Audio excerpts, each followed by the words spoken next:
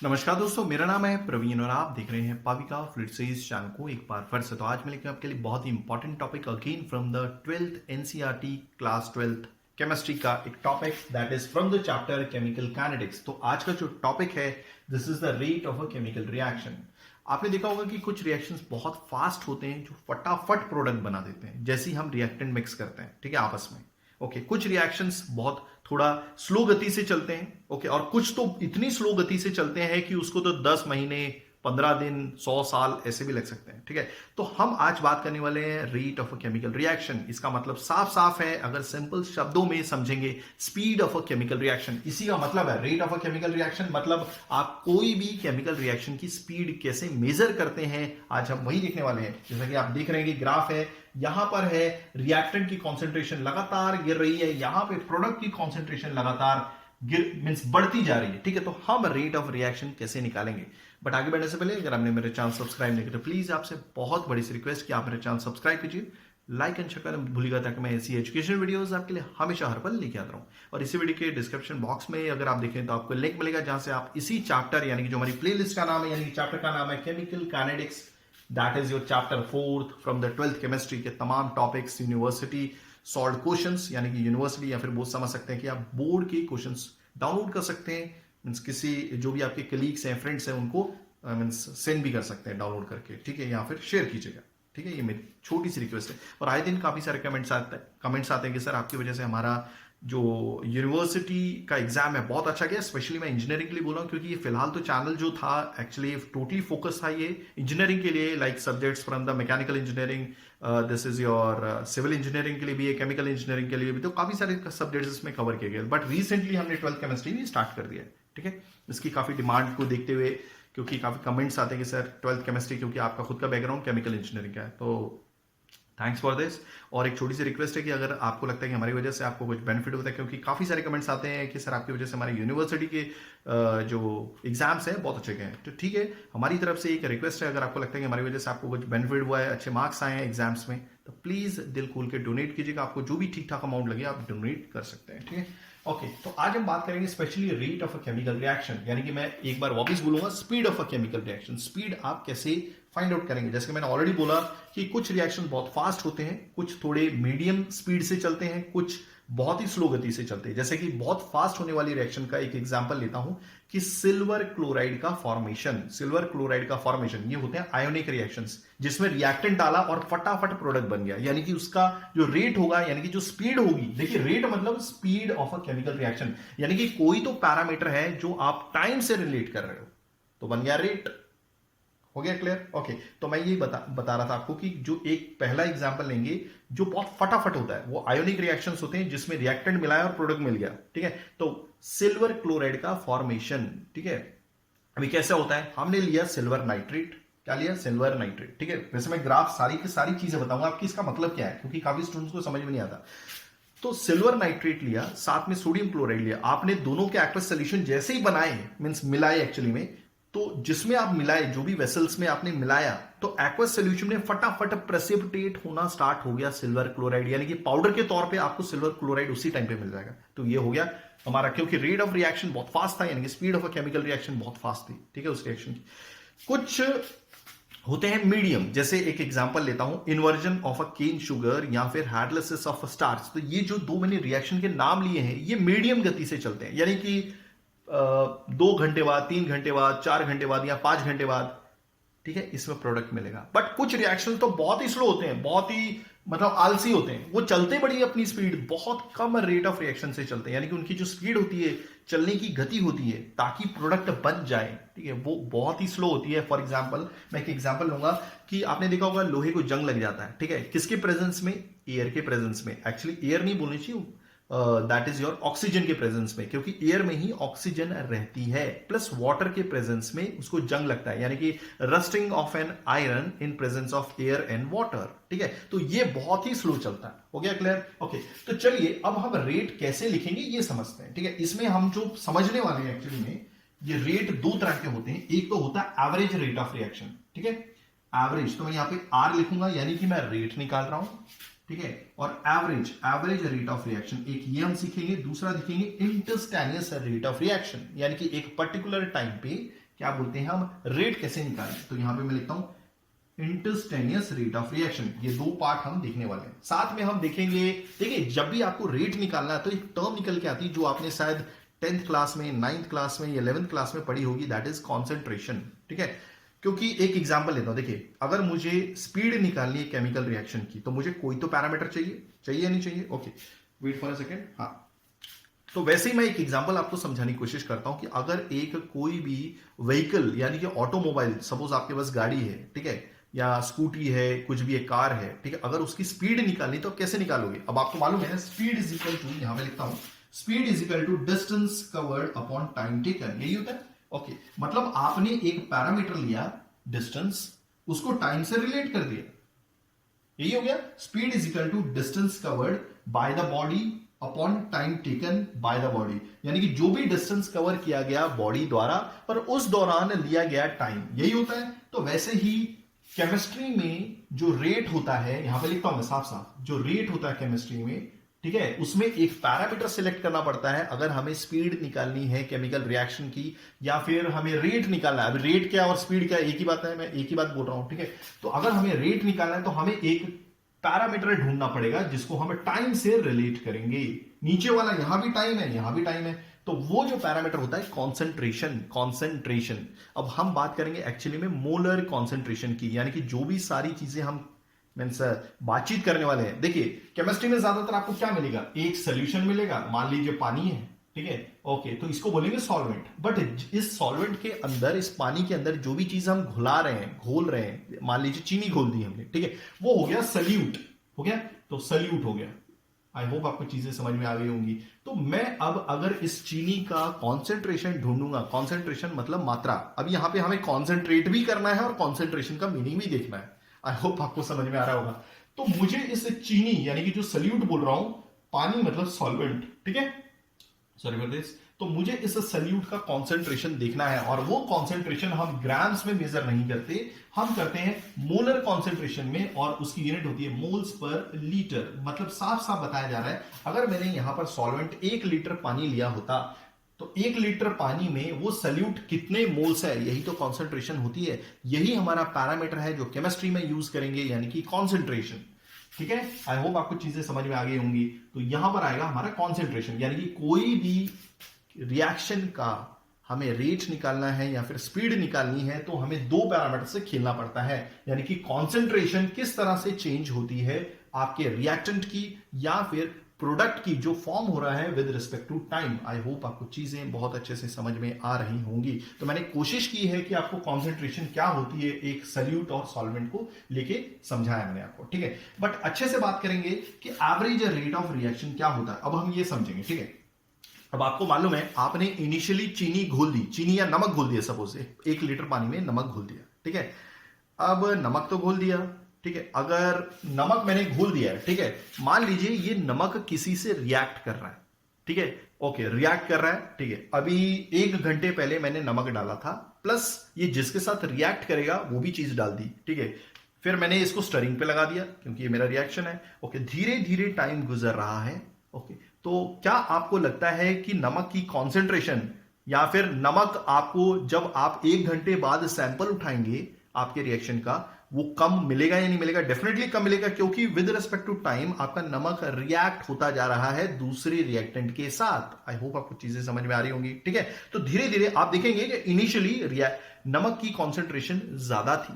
नमक क्या है? आपका एक रिएक्टेंट है, ठीक है, ओके। और जब 1 घंटा हो गया वापिस आपने सैंपल निकाला तो आपने देखा नमक की कॉन्सेंट्रेशन कम हो गई है। तो आई होप आपको चीजें समझ में आ रही होंगी। तो जैसे जैसे आपका रिएक्टेंट कम होता जाता है वैसे वैसे प्रोडक्ट बनना स्टार्ट हो जाता है। तो वही चीज हमने की है। ये देखिए, ये जो ग्राफ है ये कॉन्सेंट्रेशन का ग्राफ है और ये हमारा टाइम का ग्राफ है, ठीक है। मान लीजिए जब इनिशियली, देखिए ये ग्राफ यहां से स्टार्ट हो रहा है, यानी कि जो नमक की, मान लीजिए एक रिएक्शन ले लिया हमने, simple consider a reaction, R gives P, R एक रिएक्टेंट है, P आपका प्रोडक्ट है, क्लियर हो गया, ओके।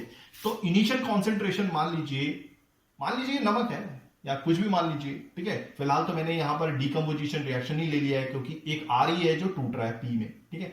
तो इनिशियल कॉन्सेंट्रेशन डेफिनेटली इसकी R की ज्यादा होगी, इसलिए कॉन्सेंट्रेशन को लिखने का तरीका क्या होता है, कि जो भी आपका रिएक्टेंट है उसको आप लिखिए सिंपल ऐसे आर और ब्रैकेट लगा दीजिए। बट हायर स्टडीज में जाएंगे तो वहां पर आपको कुछ इस तरह से दिखेगा सी और ये आर यहां पे लिखा होता है। बट हमें ये नहीं पढ़ना है, क्योंकि अगर हमें 12th केमिस्ट्री के हिसाब से पढ़ना है जो आपकी बुकों में दिया हुआ है ताकि कंफ्यूजन ना हो, तो आपको सिंपली क्या करना है, ये फॉलो करना है। ठीक है, तो ये इनिशियल कॉन्सेंट्रेशन सबसे ज्यादा होने वाली है।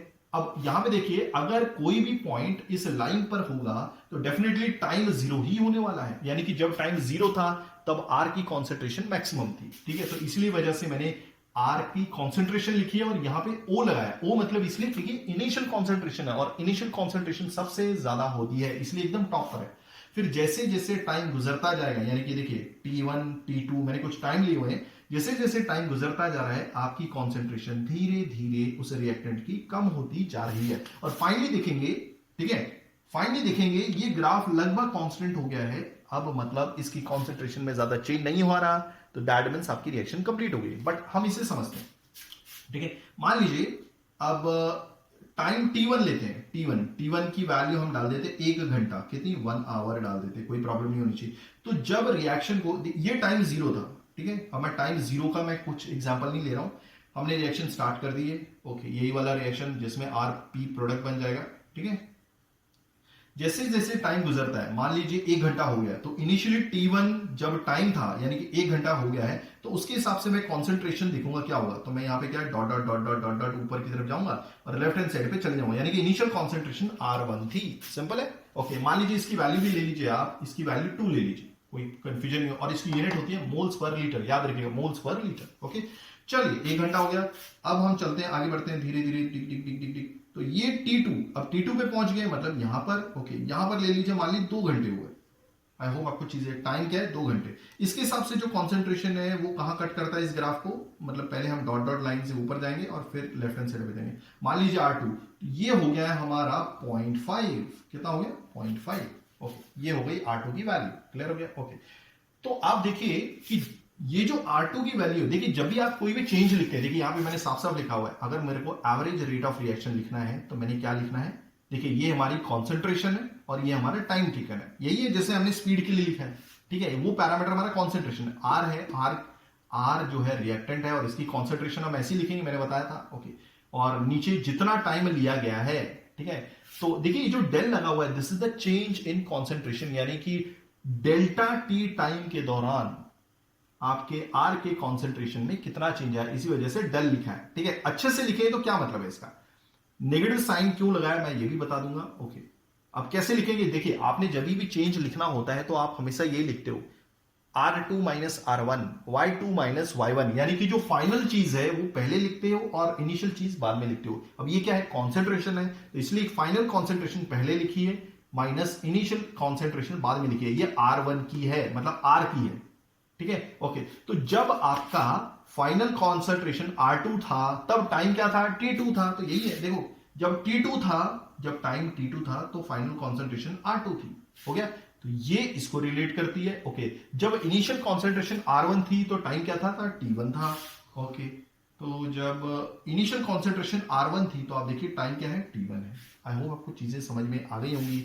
अब एक चीज गौर फरमाइएगा कि जो R2 की वैल्यू है, ग्राफ के हिसाब से R2 नीचे की तरफ आ रहा है। देखिए R1 हायर साइड पे है और R2 की वैल्यू कम है, तो डेफिनेटली अगर हमने R2 को पहले लिखा है तो हमें नेगेटिव साइन लगाना पड़ेगा, क्योंकि निकलने वाला जो आंसर है, जब R2 से आप R1 की वैल्यू माइनस करेंगे वो नेगेटिव में आएगा, और नेगेटिव नेगेटिव क्या हो जाएगा, पॉजिटिव हो जाएगा। तो आई होप आपको चीजें समझ में आ गई होंगी। ये क्या है, change in concentration in terms of R, किसकी कॉन्सेंट्रेशन है, ये R की है। और ये जो भी चेंज आया है कॉन्सेंट्रेशन में, ये किस दौरान कितने टाइम में आया, वो है डेल्टा टी, डेल्टा की है T2 माइनस T1, यानी कि जो आया है, अगर एक्चुअल में बात करूं मैं, ठीक है, इसका मतलब क्या है, देखिए नेगेटिव साइन लगाया, R2 माइनस R1, R2 क्या है 0.5, 0.5 minus 2, 0.5 minus 2 is negative 1.5, negative 1.5 हो गया। और T2 माइनस T1, ये जो चेंज इन कॉन्सेंट्रेशन है, ये जो आया है 1.5 यानी कि 1.5 मोल्स पर लीटर का जो चेंज आया है,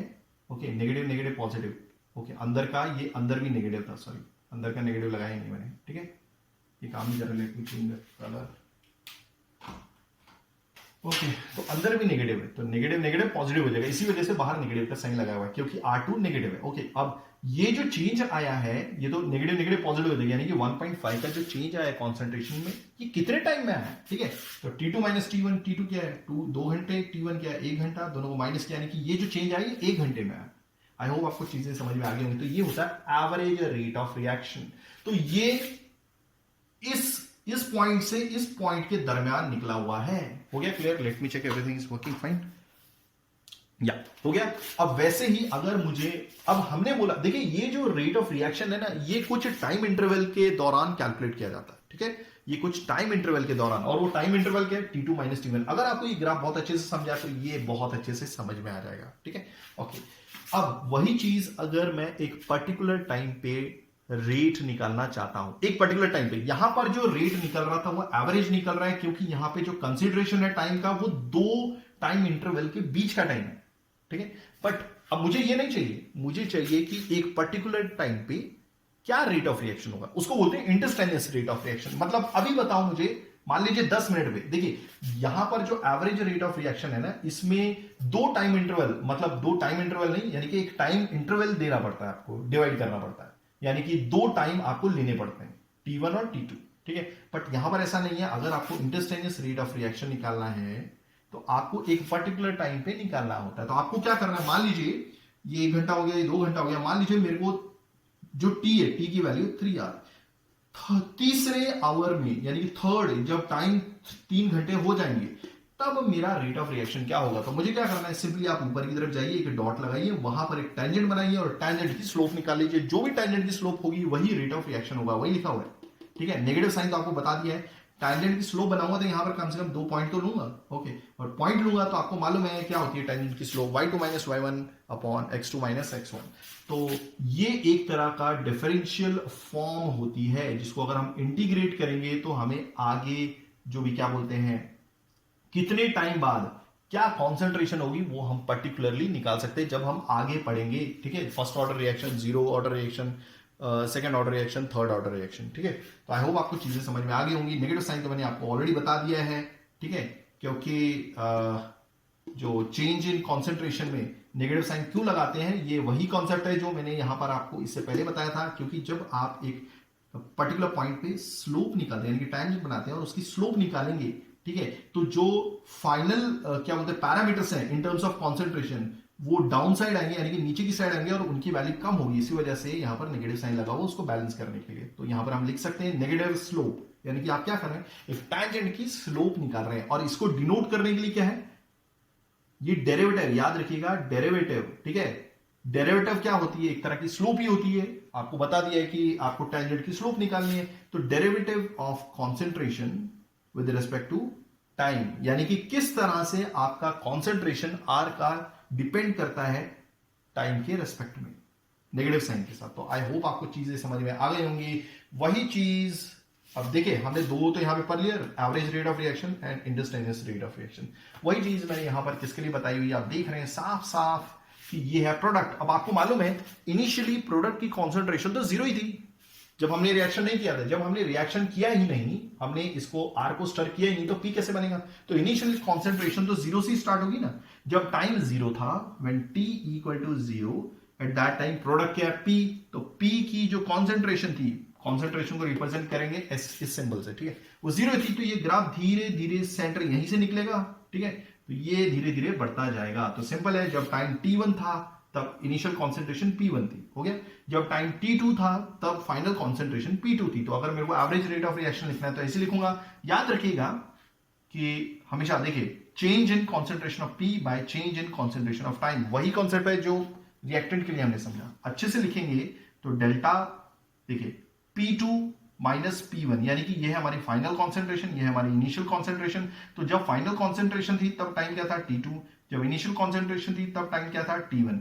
याद रखिएगा। बट p2 की वैल्यू बड़ी होने की वजह से हमें नेगेटिव साइन लगाने की जरूरत नहीं है। और जो एवरेज रेट ऑफ रिएक्शन है, जो एक दो टाइम के बीच में बताया जाता है, दो टाइम के बीच में बताया जाता है, या फिर इसमें यूज होता है टाइम इंटरवल। आई होप आपको चीजें समझ में आ गई होंगी। वही चीज, एक चीज रहेगी यहां पे लिखना। और जब एक पर्टिकुलर टाइम पे रेट बताना होता है, वो होता है इंस्टेंटेनियस रेट ऑफ रिएक्शन, ठीक है, जो स्लोप के बराबर होता है। तो यहां पर अगर आप टाइम टी पर मान लीजिए 1 घंटा, 2 घंटा, 3 घंटा, 3 घंटे बाद कुछ प्रोडक्ट तो बना होगा, उस पर्टिकुलर टाइम पे रेट कांस्टेंट क्या होगा, यानी कि ये यहां वाला पॉइंट है। ओके, तो इंस्टेंटेनियस रेट ऑफ रिएक्शन क्या करूंगा मैं, ये डेरिवेटिव निकालूंगा कॉन्सेंट्रेशन का with respect to time T is equal to positive slope, यानी कि टांजेंट बनाइए, उसकी स्लोप निकाल दीजिए, that is your instantaneous rate of reaction. ठीक है, आई होप आपको चीजें बहुत अच्छे से समझ में आ गई होंगी, क्या मतलब है इसका, क्लियर हो गया। लेट मी चेक, अगर कुछ रह गया है तो मैं यहाँ पे थोड़ा सा डिक्टेट कर देता हूं, मुझे नहीं लगता कि कुछ रह गया है, everything I have clear with you. ठीक है, तो याद रखिएगा ये है एवरेज रेट ऑफ रिएक्शन और ये है हमारा this is your instantaneous rate of reaction. ये आपको कंफ्यूजन नहीं होनी चाहिए, ये जरूर कंफ्यूजन दूर कर लीजिएगा। तो आई होप मैंने जो समझाया आपको समझ में आया होगा। अगर आप ऐसी एजुकेशन वीडियो चाहते हैं तो please do right A comment, में पूरी कोशिश करूंगा टाइमिंगली वीडियोस लेकर आने की। थैंक्स फॉर वॉचिंग, धन्यवाद, थैंक यू।